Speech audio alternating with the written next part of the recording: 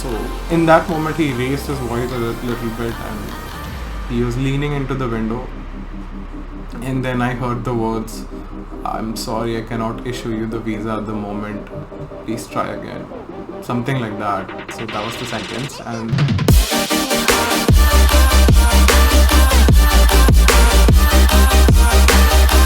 hello everyone, welcome to my channel once again, and this time I'm going to be discussing about my visa interview experience, which was in Delhi on 23rd of May. So my slot was around 10:30 and the in time out time for me was around of 1.5 hours. I went inside around 10 a.m. and I came back around 11:30. So first of all, I would like to share how you're gonna reach once you're there in Delhi. So your location where you have to go for your visa interview is the US Embassy. To reach US Embassy, it's fairly straightforward. If you're like staying at a hotel or your friend's house, or if you're just driving by yourself, you just need to tap these words into your Google Map or your Ola or Uber that it's US Embassy. Just type that and just see, once you type that, just to double check it, see that if it's located in Chanakyapuri, Shantipat. So yeah, that's the entire address for that. And hello everyone. So today I'm on my way for my visa interview, and guess what? I have this. This is on my cab, and I think it's just for good luck, and it's pointing to the right direction.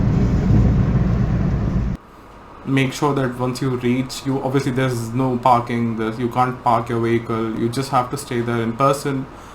So it's better to take a cab rather than to drive yourself. Obviously you can't go with your own vehicle, you can't park it there, so you have to come either with the help of someone or you have to take a cab. So that's why I'm suggesting you to take a cab or know where you have to go first of all. So yeah, and once you reach there, just clarify these doubts which a lot of people have when they want to go to the US Embassy for the visa interview, which is of their baggage. So I'll tell you about myself first. That day, I in the previous video, I don't know if you watched it or not, but in the previous video I made the mistake of carrying a laptop bag with laptop and my headphones, and I had to pay 200 rupees just to keep it for a while. And money is one thing, but then my time was also wasted, for an additional 15 minutes for sure. So this time I did not make a mistake. I came with three things. First was my phone, wallet, and my documents folder. So I'll just show you my documents folder here, how it looks. Here it is. Yeah, so this is how it looks. As you can see, obviously I didn't have the color choice. I didn't choose this one, but you can see that this is transparent. I hope sensitive information is not visible, but yeah. This is how it looks like. It's kind of transparent. It has this handle which you can hold and you can carry it with you. So yeah, I think this does a fairly good job of holding your documents. I'll just show you how it looks like from the inside and how I made it. So yeah, this is how it looks. Some people call it expandable folder. Yeah, expandable folder. And some people call it the harmonium folder. These two are the aliases to get this from your nearest big stationery shop. So yeah, I just randomly saw this at a shop. I saw the same kind of model in a lot of places, but the problem was that they were all colored and they were either translucent or opaque. And I was looking for something that's transparent, and this was the closest thing I could find, because you can see that my document is visible here. And if you read your appointment confirmation, you'll see that it's required of you to get a transparent folder. But it's fine, some people bring leather folders and all, they don't read that and they just come, but I think they're not stopped at the entrance. It's fine, you can just go ahead with it, but better follow rules, right? And apart from this, so once I reached there with my cab, I saw that there was a huge queue, and obviously the first thing I did was to get confused. I stood in the queue because I thought that's what everyone's doing, I'll also do the same. So I found out later that I had to submit my phone. Wallet is okay, phone is not okay, and folder obviously you have to carry with you. So once I was in the queue, I saw there's another queue in the after 2 feet or 3 feet away the queue. There was another short queue near one. What do you say? Like a small. like a small counter or something, I don't know. There was a small counter where some people were forming a queue, but I had no idea why. So after like a good 10 minutes into this queue, I talked to a few people and I realized that those people are standing there to submit their phones because you're not allowed to carry that. So I left this queue, I went to that queue, I stood in that queue, I submitted my phone, I took one coupon after submission of my phone, I paid around 50 rupees. I did not have any bag, but just to my left, just from the left of that queue, I saw that people were submitting bags. There were benches on which the bags were placed. It didn't look very safe to me, but I don't think anyone's gonna mess around with their belongings, especially near the US Embassy. So, and I'm not sure about this 100%. So if any one of you knows, you can just comment below that what the real price is, but I assume it's 200 rupees if you want to submit your bag. There's one guy who's like looking over all the bags and collecting the money and giving them a token of some sort, so when they come back they can take their bags again. Yes, so that's about it. So once you do that, you can just join that queue again, but I'll just tell you about the timings, like how or when you should reach the embassy. So my slot was 10:30, as you all know. 10:30, if I would have reached 9:30 also, I could have gone in directly, is what I assume, because I reached at 10, and at 10 there was no one standing there of my slot. Everyone was in. The queue that I had just joined, these were filled with 11:30 and 11 a.m. slot people. So at that time I realized, I just talked to a few people and they were like, your slot people have already gone inside, you can just go, you don't have to stand there.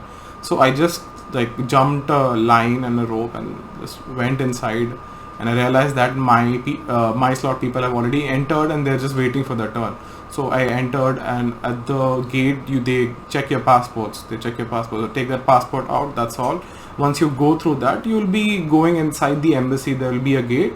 There you will be patted down. Everything will be checked. You have to remove all your belts and everything. Everything made of metal. You have to remove it and you have to keep it on the tray like you do in airports.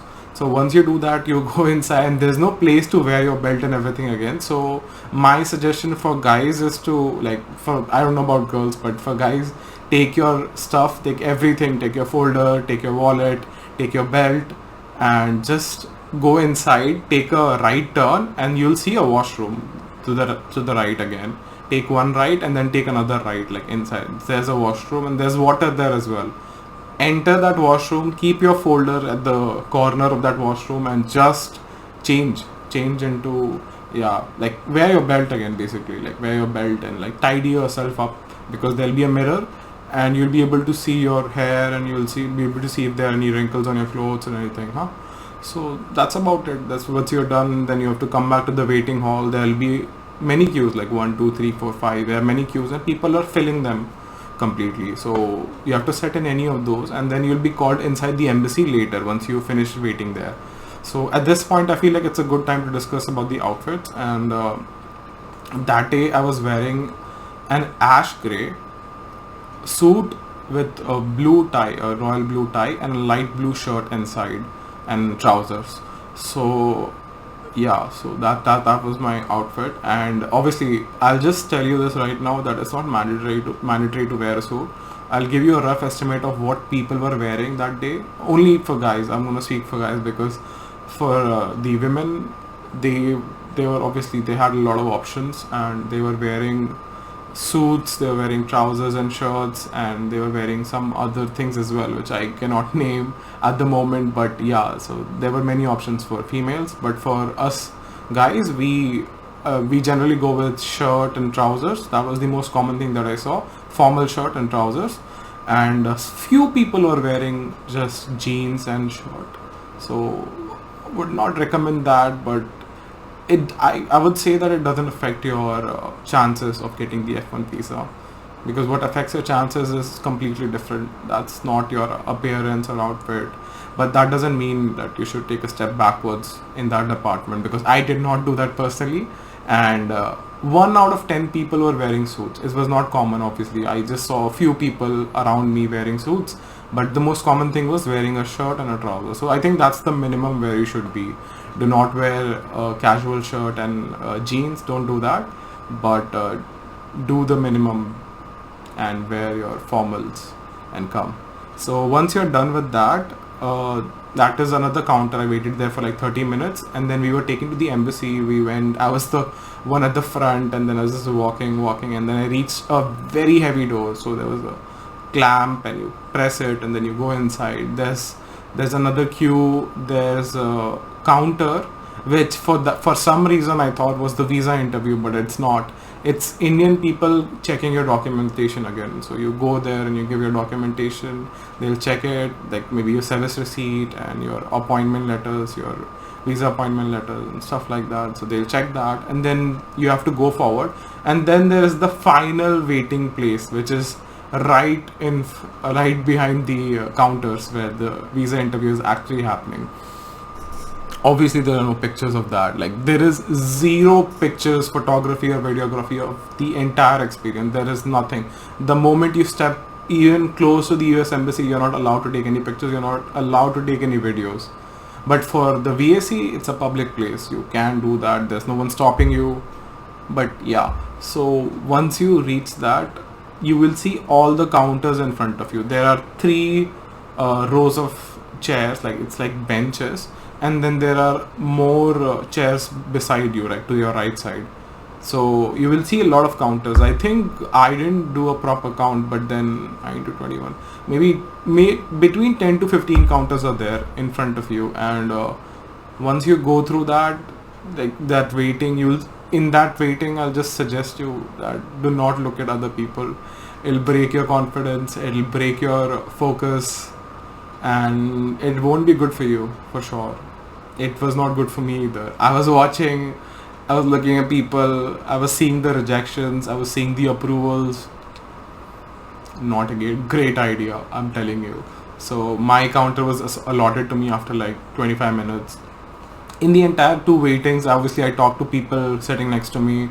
There was one guy who was going to attend UT Austin. There was another person sitting next to me. No, sorry, a lady sitting next to me was going to IUB, Indiana University. Yeah.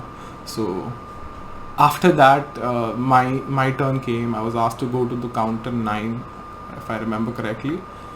It all happens very fast. You cannot, I don't know how will you remember all the details, but it's very hard to recollect everything. It happens really fast. So I got in the counter. There were 3 people ahead of me, and those 3 people, yeah, I shouldn't have looked at their outcomes as well. It was really rough for me, because what happened is, out of the 3 people, the first person evidently got the visa, and the next 2 people were rejected. Yeah, and I saw that. I was just standing right behind them, and I saw the entire thing, even when I was trying not to. The person who was 2 ahead of me, like next to next person, he got rejected very quickly, so I really can't tell what the issue was. And the person right ahead of me got rejected, possibly because of financials, because the last thing that I heard him talking about was his funds, his parents and his sister. And yeah, so in that moment he raised his voice a little bit, and he was leaning into the window, and then I heard the words, "I'm sorry, I cannot issue you the visa at the moment, please try again," something like that. So that was the sentence. And at that moment I was really scared and nervous, because till then I was pretty calm and collected, and I was like, at points you'll feel like that like all your hard work is coming to this, and you'll feel nervous. But then if you're prepared and you know what to answer and you're confident, you lose all of that and you'll be confident. But after seeing those 2 rejections, I thought like maybe the visa officer is going to try for a hat trick or something, but it was not like that. So it was pretty relaxed conversation. It was light-hearted. It was nice, because the visa officer opened it with a couple of jokes. And yeah, so you guys want me to share the interview as well, right? So yeah, give me a moment, I'll just pull it up. Okay, so I'm back with the visa interview now. It's right next to me, and I'm gonna read it out to you. So I'm gonna try to enact it as much as possible. I'm gonna do my best. Let's see how it goes down. So the first sentence coming out of me was, "Good morning, officer. How are you doing?" He replied to me, "Good morning," and he said that our outfits match today. So I gave it a nice reply. Like, I just smiled and I said, I was wearing a mask. It was not possible, but then I tried to make it evident through my voice that I was light-hearted, and I said, "Yeah, yes, they do." So he asked me, "Pass your passport and I-20." So I took out my I-20 and passport and I gave it to him, and then I said, "Here you go." He asked me to put my right hand's 4 fingers on the scanner, and then I did the same thing, and then the visa officer said, "Ooh, Buffalo, how do you have any idea how the weather is like over there?" And I said, "Yes, officer, I'm aware that it snows for more than half a year and it'll be quite the challenge." So the VO said, "Your fingers will freeze, you're going to be layering and delayering all the time when you enter places, and good luck with that." So I was like, yes, I'm aware, I'm going to take it as a challenge to study there. So that was a little bit of short conversation. Like, I'm not describing the whole thing, but he was just making it evident that the weather is very rough and I'm gonna have a hard time. So yeah, it was pretty relaxed conversation. Then he asked about my funding, and then I started speaking about my funding. So I told him that I have a loan sanction for XXX amount from from so and so creditor, and then the funds that I have, this funds of, and then that's where I get cut off for the first time. He asked me to speak towards my left, because if this is the counter, like, I'm looking straight into the counter, to my left is where the microphone is. It's pretty like weird microphone. You will not recognize it because it's like a metal sheet and it has holes in it. It's a little bit different. It's not a microphone that you'll see like coming to your mouth or something, and it's not like that. It's something different. So he tells me that speak towards the microphone, which is to the left, not in the middle, which I was trying to be. So I turned left and I started speaking into the microphone, but that question was cut there. He didn't ask me that question. Right when I turned towards the microphone, he asked me, what did he ask me? Okay, yeah. So what's your academic background and how is it related to the study? So I told him that I'm a CS undergrad with so and so GPA, and I've been working as a senior data analyst at Capgemini for 3.5 years, and I've recently published a machine learning research paper which detects traffic signals. So I told all that, and then he asked me to list all my admits. I told him that I have an admit from Northeastern, University of Utah, University of Texas at Dallas, University of Texas at Arlington, and apart from the university at Buffalo, which I'm applying for and which I'm going with, finalized. So he said, "Nice. So why did you choose UB?" And then I said, as I had mentioned earlier, that I've done my research related to machine learning and traffic signal processing. I'm seeking mentorship from the machine learning professor at UB, and I hope that I can get his mentorship. So I can once I get the mentorship from the professor at UB, I'm hoping to come back to India to improve the India's railway infrastructure. Is when I got cut off, because that answer was going for quite a while. But I think I chose this answer. I knew it was going to be a long answer, but I chose this answer because I knew that in the first 2 to 3 sentences I've conveyed my message. I've shown my home ties, and I've talked about what I plan to do, why I'm choosing this university, why this specific university. So yeah, he cut me off and he said, "Good luck with your research. I'm approving a visa." And then I said, "Thank you." And he said, "Don't forget to collect your belongings from the counter." So where I was placing my hand, my documents were next to me, and the I-20, obviously he returned the I-20, passport was with him, and I had to take my I-20, I put it with my folders and I carried it along, and I went outside. So that was my interview. So the words were not exact, but I tried to convey the emotion and what was actually happening in that very short conversation. Like here, when I'm talking about it right now, it seems a little bit lengthy, but when you're there in front of the counter, it seems like a minute or two. It just happens so fast.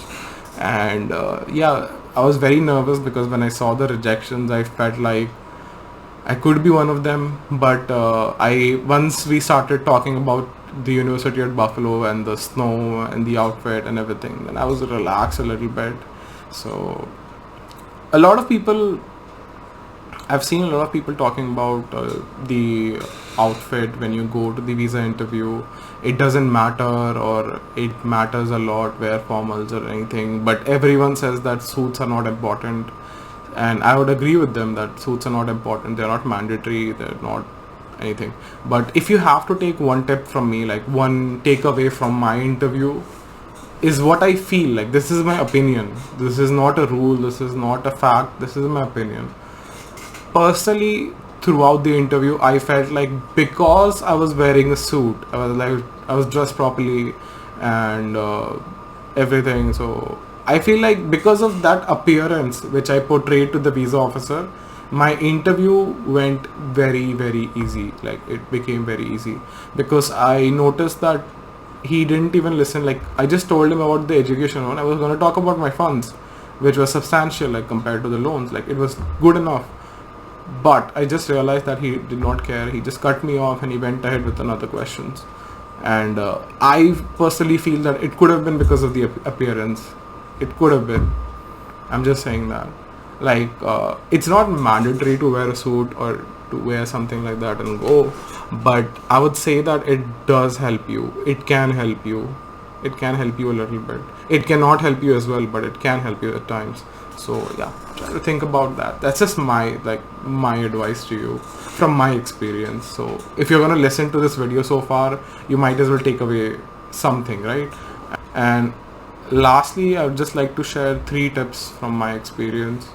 And the first tip is reach early. Don't be like me, that reaching half an hour before or something like that. Reach early. I could have reached like half an hour before. I could have gotten it done early.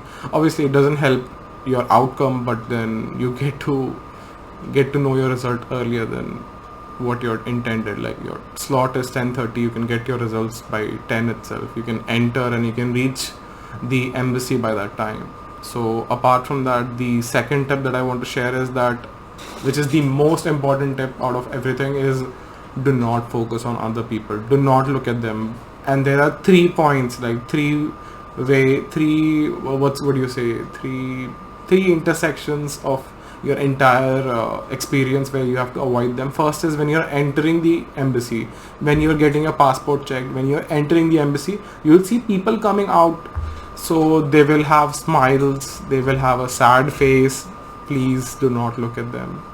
They are not related. They might not even be applying for F1 for all you know. They might have applied for H1B or H4 visa or some other visa. Do not look at them, please. It does not help you. Distract yourself with something, calm yourself down, focus on your documentations, focus on your answer. Please do not look at anyone else. I did, and I realized my mistake, and I realized that the little nervousness that I had when I approached the counter wouldn't have been there if I didn't see other people's outcomes. And it's very hard. Trust me, it's very hard not to do that, because you try to get to know what others are facing and what questions are being asked. But don't do that. Try to avoid that as much as possible. Just focus on your answers and believe in yourself. And my tip 3 is based on my experience. I didn't see it anywhere else, but I saw 2 rejections. One lady to my left, and the guy who was in front of me. So there was one thing common in both of those rejections, was that they had leaned on their counters and they were raising their voice. They were like almost shouting to the visa officer. Like, once that happens, I felt like that was the point where they got rejected. So leaning and raising your voice does not help at all. Be calm, be cool, be patient, and do not raise your voice. Speak clearly, but do not raise your voice. And I guess that's it. So connect with me. I'll share my links. I'll share my LinkedIn. I'll share my other social media if required, and I will answer all the comments regarding this. And that's about it. So I know the upcoming 2 months will be a lot of visa interviews for you all. So I want to wish you all the best, and I hope you get that visa and get your studies undergoing as soon as possible. I'm going to be making more videos, so the next video will also be out there soon, most probably. It's probably about the documentation or something like that. I know that I made a lot of documentation. I made a list of documentation as well, so I'm going to share that with you. I'm going to create a small video with that. So yeah, so thank you guys for watching and see you in the next one. Peace.